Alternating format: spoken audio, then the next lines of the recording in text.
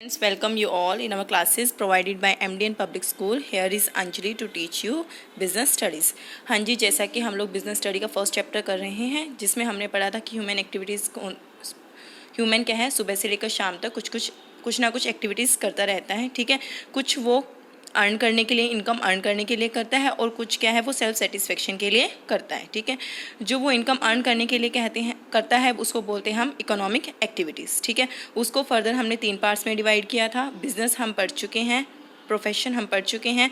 उसके बाद आज हम स्टार्ट कर रहे हैं एम्प्लॉयमेंट। पहले तो इसका जनरल सा मीनिंग जान लेते हैं कि एम्प्लॉयमेंट होता क्या है। हाँ जी, एम्प्लॉयमेंट में होता क्या है, एक पर्सन क्या करता है, अपनी सर्विसेज दूसरों को देता है, मतलब उसके एम्प्लॉयर को देता है, फिर वो एम्प्लॉयर से उसके बदले में रेम्यूनरेशन लेता है। हाँ जी, क्या समझे कि वो कुछ कार्य करता है अपने एम्प्लॉयर के, जिसके अंडर में वो काम करता है, अपने एम्प्लॉयर के लिए वो कुछ कार्य करता है, और एम्प्लॉयर उसके बदले में उसको क्या देता है, रेम्यूनरेशन। ठीक है, तो आप एक बार इसका मीनिंग पढ़ लीजिए। It refers to that economic activity, यह एक ऐसी इकोनॉमिक एक्टिविटी है अंडर विच, जिसके अंदर पीपल वर्क फॉर अदर, जिसमें व्यक्ति दूसरे लोगों के लिए काम करता है, and receive remuneration in lieu thereof, उसके बदले में क्या रिसीव करता है, रेम्यूनरेशन। हाँ जी, रेम्यूनरेशन क्या होता है, जो मनी की फॉर्म में उसको मिला। ठीक है, अब कुछ लोग कहते हैं कि वेजेस मिली, कुछ कहते हैं सैलरी मिली। जो काम हम मतलब देखिए, पहले तो वेजेस और सैलरी में डिफरेंस सुनिए। देखिए, जो वेजेस होती है, जब कोई व्यक्ति अपनी इंटेलेक्चुअल कैपेबिलिटीज़ को यूज़ करके कुछ रेम्यूनरेशन रिसीव करता है, जैसे कि बैंकर है, अपनी सर्विसेज बैंक में देता है। ठीक है, वो एक चेयर पे बैठता है प्रॉपरली और अपना काम करता है। ठीक है, उसका मतलब उसकी इंटेलेक्चुअल उसने कैपेबिलिटीज़ को यूज़ किया है, ना कि उसने कोई श्रम किया है। वहाँ पे कोई काम थोड़ी करता है कि ये सामान इधर से उठाकर उधर रखना है। ठीक है, तो उसको बोलते हैं सैलरी, उसके बदले में उसको क्या मिला, सैलरी। लेकिन अगर वहीं पर कोई व्यक्ति अपना श्रम देता है किसी को, मतलब अपने एम्प्लॉयर के लिए वो कोई ऐसा काम करता है जिसमें उसका श्रम इंक्लूड है, तो वो क्या रिसीव करता है, सैलरी। तो रेम्यूनरेशन वेजेस भी बोलते हैं, और सैलरी तो इंटेलेक्चुअल कैपेबिलिटीज़ के लिए मिलती है, और वेजेस किसके लिए मिलता है, श्रम के लिए। ठीक है, तो ये कहता है एम्प्लॉयर। और उसके बाद क्या कहता है कि जो हमारी एम्प्लॉयमेंट होती है वो टेम्परेरी भी हो सकती है। टेम्परेरी का मतलब आपने सुना होगा कि प्राइवेट ऑर्गेनाइजेशन में काम करते हैं, वो चाहे तो हटा सकते हैं। ठीक है, टेम्परेरी बेसिस पर होती है, कुछ समय के लिए हम लोग कहीं काम करते हैं कि हमें पता है कि हमें हटना है। ठीक है, और रेगुलर परमानेंट के में क्या आता है, जिसमें हमारी मतलब जो हमारी एम्प्लॉयमेंट है वो फिक्स है, मतलब उसके लिए पहले से एग्रीमेंट हो चुके हैं, वो होती है परमानेंट। ठीक है, उसके बाद अब हम पढ़ेंगे कि होता क्या है इसमें। सबसे पहला कि एक सर्विस प्रोवाइडर होता है, जो क्या है, किसी के अंडर काम करना चाहता है, सर्विस वो अपनी सेवाएं देता है, और उसके बदले में क्या रिसीव करता है, रेम्यूनरेशन रिसीव करता है। आई होप आपको समझ आया होगा कि इसका जनरल सा मीनिंग ये है कि एक व्यक्ति दूसरे के अंडर में काम करता है, दूसरे व्यक्ति के लिए काम करता है, और वो व्यक्ति उसको बदले में क्या देता है, रेम्यूनरेशन देता है। अब हम कुछ एग्जाम्पल्स पढ़ेंगे, उसके थ्रू आपको समझाते हैं। ठीक है, एक क्या है, बिजनेसमैन है। क्या है वो, एक बिजनेसमैन है, और उसने एक शॉपकीपर है, उसकी एक शॉप है। ठीक है, हम इसी एग्जांपल को ले लेते हैं। ठीक है, ए क्या है, उसकी बिजनेस में एक सेल्समैन लगा हुआ है। एस एक शॉपकीपर है जिसकी एक शॉप है, और ये उसके बिजनेस में क्या कर रहा है, सेल्समैन का काम कर रहा है। ठीक है, ए उसको अपनी सर्विसेज दे रहा है। ठीक है, वो जो भी कस्टमर आता है उसको प्रोडक्ट दिखाता है, फीचर्स बताता है, और फिर कस्टमर उसको परचेज कर लेता है। ठीक है, तो ए यहाँ पर क्या रिसीव कर रहा है, एस से क्या रिसीव कर रहा है, कंसिडरेशन, यानी कि कुछ रेम्यूनरेशन रिसीव कर रहा है, कंसिडरेशन नहीं, रेम्यूनरेशन रिसीव कर रहा है। उसके बदले में क्या मिल रहा है, उसको कुछ सैलरी मिल रही है। ठीक है, तो यहाँ पर क्या है, एम्प्लॉयर और एम्प्लॉय है, प्लस में क्या है, सैलरी है, तो इसका मतलब वहाँ पर क्या है, एम्प्लॉयमेंट हो रहा है। ठीक है, अब हम एक और एग्जांपल लेते हैं। वहीं सपोज करो ए खुद ही ऑनर है उस शॉप का। ठीक है, खुद ही क्या है, प्रोडक्ट दिखाता है किसको, कस्टमर को। ठीक है, जैसे कस्टमर आता है उसको प्रोडक्ट दिखाता है, क्या वो खुद को सैलरी दे रहा है, नहीं ना, वो खुद को सैलरी तो नहीं दे रहा। वहाँ पर क्या कमा रहा है, वो प्रॉफिट कमा रहा है। तो ए ओनर है, ना ही वो किसी के अंडर में काम कर रहा है, ना ही रेम्यूनरेशन रिसीव कर रहा है, तो वो क्या है, वहाँ पर एम्प्लॉय नहीं होता। उसके लिए 2 व्यक्तियों का होना जरूरी है, एक एम्प्लॉयर एक एम्प्लॉय, और साथ में किसका होना जरूरी है, रेम्यूनरेशन का। ठीक है, एक और एग्जाम्पल लेते हैं। जैसे कि एक बिजनेसमैन है, डी उसका एक फ्रेंड है। ठीक है, ए को कहीं बाहर जाना है 2-3 दिनों के लिए, वो डी से कहता है कि तू मेरा बिज़नेस 2-3 दिन के लिए संभाल लो, यानी कि आप मेरा बिज़नेस 2-3 दिनों के लिए संभाल लो। क्या उस केस में डी ए का एम्प्लॉय हुआ, नहीं। क्यों नहीं, क्योंकि वो वहाँ पर उसका एम्प्लॉयर और एम्प्लॉय का रिलेशन क्रिएट नहीं कर रहा। ठीक है, क्योंकि वो उसके बदले में उसको रेम्यूनरेशन नहीं दे रहा।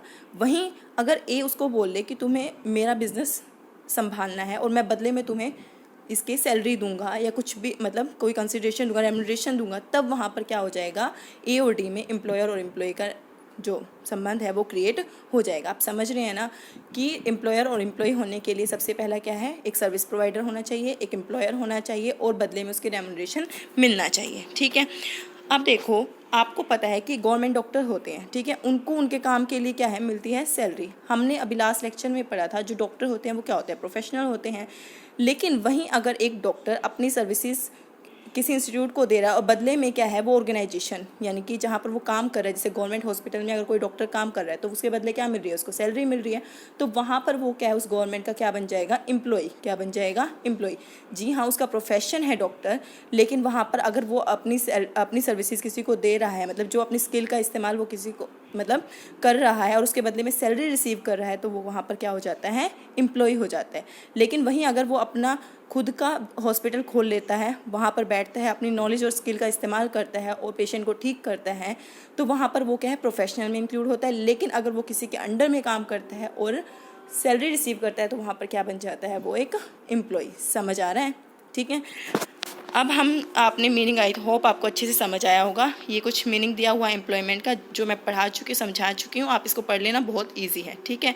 अब हम कुछ पढ़ते हैं, इसकी कैरेक्टरिस्टिक्स के बारे में पढ़ते हैं, ठीक है।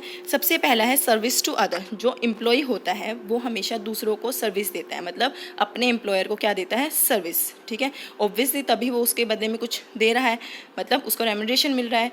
पर्सनल सर्विस ये कहता है कि ये, अब देखो बैंक में क्या होता है, एक बैंकर काम कर रहा है, ठीक है। सपोज करो बैंकर को कहीं बाहर जाना है, तो वो ये थोड़ी कहेगा कि आज मुझे तो बाहर जाना है, आप मेरे कज़न को आज मेरी जगह पर मेरी चेयर पर बिठा दो, नहीं ना, क्योंकि वो उसकी पर्सनल सर्विसेज हैं, ठीक है। जो कॉन्ट्रैक्ट हुआ है वो उसके एम्प्लॉय और एम्प्लॉयर के बीच में हुआ है, ठीक है। वो ये नहीं कह सकता बिज़नेस की तरह कि आज ये संभाल लेगा, ठीक है, आज मेरा भाई बिज़नेस को संभालेगा, ठीक है।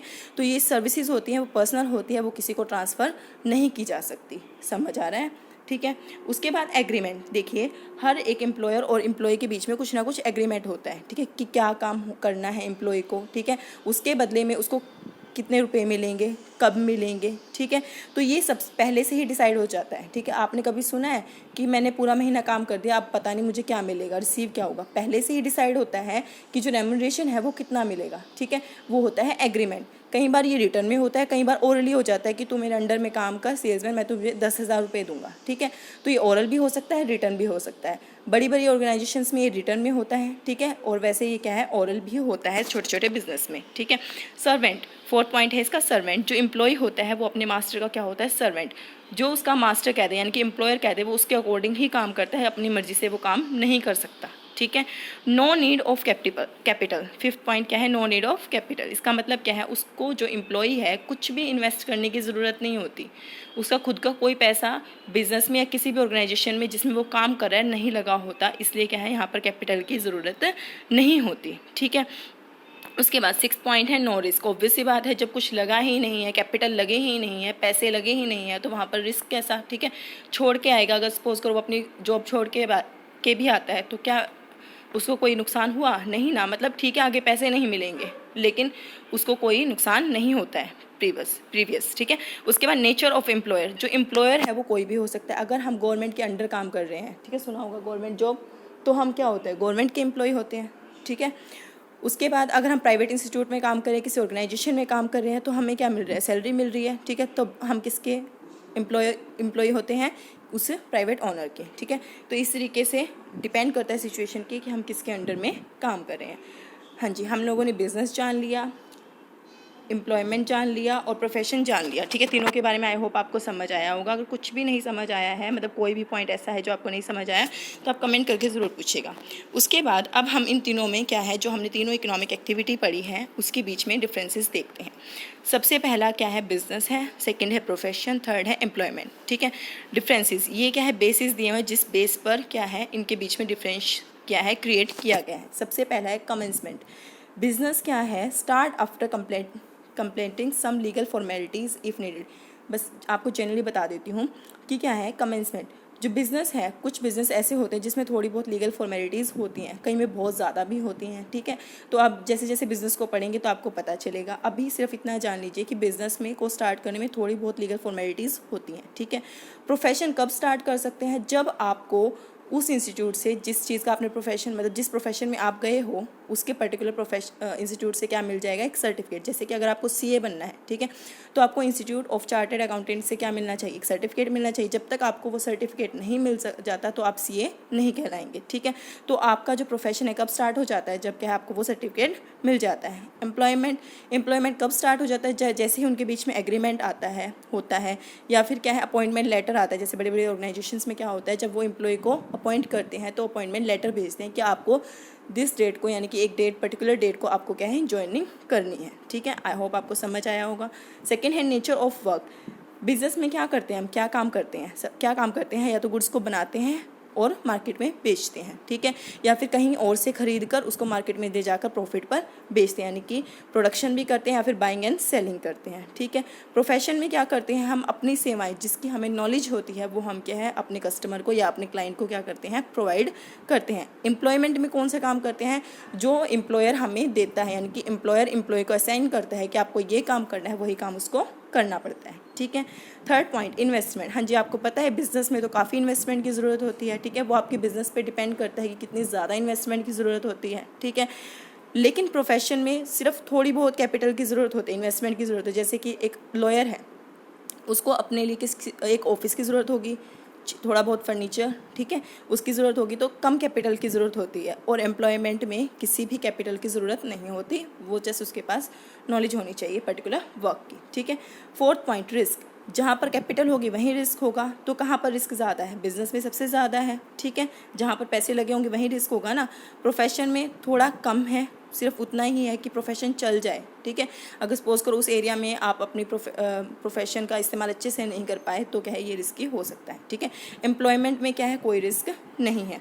क्वालिफिकेशन, हाँ जी, कोई पर्टिकुलर क्वालिफिकेशन डिसाइड नहीं हुई है कि एक बिजनेसमैन के पास कौन सी क्वालिफिकेशन होनी ज़रूरी है, ठीक है। लेकिन हाँ, एक क्वालिफाइड पर्सन हो सकता है अच्छा बिजनेसमैन, लेकिन कोई पर्टिकुलर फॉर्मल क्वालिफिकेशन जैसे कि डिसाइड नहीं है, ठीक है, फॉर्मली, ठीक है। और प्रोफेशन में तो आपको पता ही है हाई डिग्री की मतलब क्या है, फॉर्मल क्वालिफिकेशन यहाँ पर ज़रूरत होती है, ठीक है। एम्प्लॉयमेंट में डिपेंड करता है, जैसे कि अगर आपको क्या है मैनेजमेंट में जाना है तो आपके पास पर्टिकुलर मतलब डिपेंड करता है कि आप कैसे एम्प्लॉय हैं, मतलब किस पोस्ट पर काम कर रहे हैं, तो उसके अकॉर्डिंग आपकी क्वालिफिकेशन वहाँ ज़रूरी हो जाती है, ठीक है। जैसे कि अगर एक लेबर को देखें तो उसके लिए तो कोई क्वालिफिकेशन नहीं है, लेकिन अगर एक कंपनी में CEO लगना है या फिर एक कंपनी का मैनेजिंग डायरेक्टर लगना है तो उसके अकॉर्डिंग आपके पास क्वालिफिकेशन होनी चाहिए, ठीक है। उसके बाद ऑब्जेक्टिव, बिजनेस का मेन ऑब्जेक्टिव क्या होता है, प्रॉफिट अर्न करना। प्रोफेशन क्या होता है कि अपनी सर्विसेज दूसरों को देकर, यानी कि क्लाइंट को देकर उससे क्या है प्रॉफिट अर्न करना। और एम्प्लॉयमेंट में क्या होता है, सिर्फ वो उसको सैलरी या वेजेस मिलती है, यानी कि उसकी इनकम अर्न करना, ठीक है। उसके बाद transfer of interest, 7th point क्या है, ट्रांसफ़र। एक बिजनेसमैन क्या करता है, उसका इंटरेस्ट किस में होता है, पहले जब तक वो गुड्स जो सर्विसेज हैं बिकी नहीं थी तब तक वो खुद की थी, जैसे ही बिक गई यानी कि सेल हो गई तो वो किसके पास चली गई, उसकी ओनरशिप कस्टमर के पास। तो यहाँ पर क्या है, जो ओनर है यानी कि बिजनेसमैन है वो अपना इंटरेस्ट उस गुड्स में जो उसका इंटरेस्ट था वो क्या कर दिया, उसने ट्रांसफ़र कर दिया किसको, कस्टमर को, ठीक है।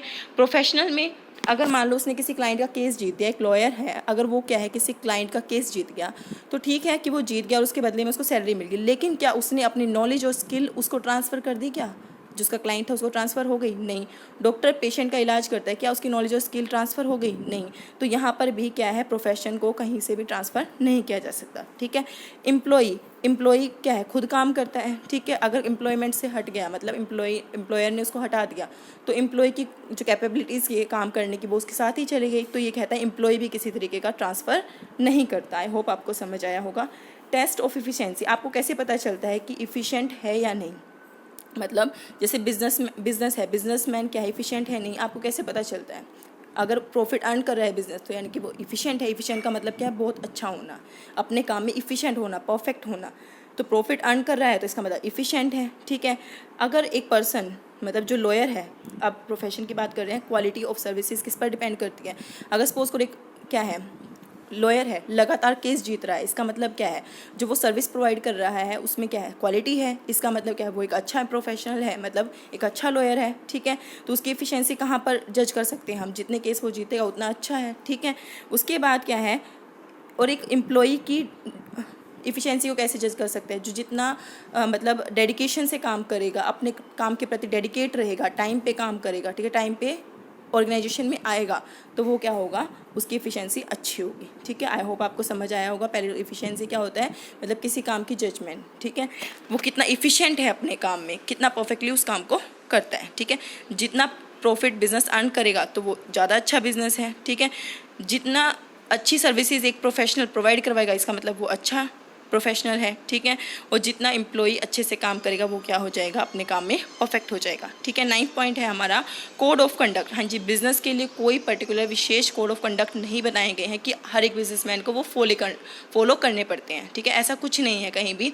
ठीक है, कि आगे आएंगे कुछ कोड ऑफ कंडक्ट, जैसे कि अच्छी गुड्स प्रोवाइड करवाना, मतलब ज़्यादा प्राइस ना चार्ज करना, ये सब हैं। बट ये क्या है, कोई स्पेसिफिक कोड ऑफ कंडक्ट कि उसको फॉलो करना ही करना पड़ेगा, अदरवाइज़ क्या वो बिजनेसमैन नहीं बन सकता, ऐसा कुछ नहीं है। ठीक है, और ये कहता है कि प्रोफेशन में हमेशा कोड ऑफ कंडक्ट होते हैं। ठीक है, लॉयर के अपने कोड ऑफ कंडक्ट होते हैं, डॉक्टर्स के अपने होते हैं। ठीक है, और उसमें क्या कहता है, एम्प्लॉयमेंट में कोई कोड ऑफ कंडक्ट नहीं होते, लेकिन एक कॉन्ट्रैक्ट होता है जो एम्प्लॉयर और एम्प्लॉय के बीच में होता है, और उस एम्प्लॉय को उस कॉन्ट्रैक्ट के अकॉर्डिंग काम करना पड़ता है। आई होप आपको ये मीनिंग समझ आ गए होंगे। इनको पढ़ लीजिएगा और आप अपनी नोटबुक ज़रूर मेंटेन कीजिएगा। ठीक है, इसमें आप अपनी लैंग्वेज में लिखिएगा। तो मिलते हैं हमारी नेक्स्ट क्लास में, तब तक के लिए स्टे सेफ, स्टे हेल्दी।